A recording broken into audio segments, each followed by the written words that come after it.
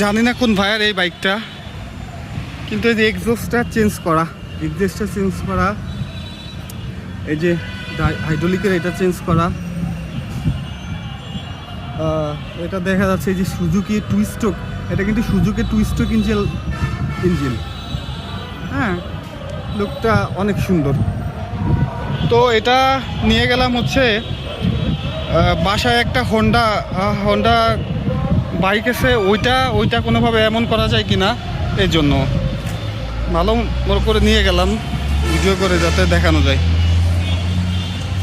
আসসালামু আলাইকুম dear viewers. সকালে অফিসে আইসে আমার অফিসের সামনে এই বাইকটা রাখা দেখলাম, মডিফাই করা বাইকটা। এটা হচ্ছে সুজুকি ব্র্যান্ডের টুইস্টক ইঞ্জিন, ওই আগের যে মডেলটা আর কি, ওইটা। অনেক কিছুই চেঞ্জ করছে, সিটটা চেঞ্জ করছে, এইখানে হয়তো ইয়েটা কেটে, পিছনের ওই ইয়েটা কেটে আবার ঝালাই করে লাগানো হয়েছে। আর এক্সস্টটা চেঞ্জ করা দেখতে পাচ্ছেন, এক্সস্টটা হয়তো চেঞ্জ করা।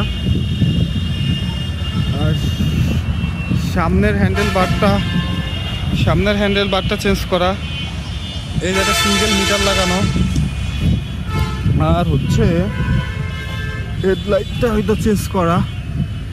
দেখতে কিন্তু রয়্যাল এনফিল্ডের মতো একটা লুক আসছে, অনেক সুন্দর লাগতেছে। এটা দেখতে আসার একটাই মানে, আমাদের বাসায় এমন একটা বাইক আছে, তো চিন্তা করলাম যে এটার মতো করা যায় কিনা। দেখেন বাইকটার লুকটা কিন্তু জাস্ট অসাম, অনেক কিউট লাগতেছে বাইকটা।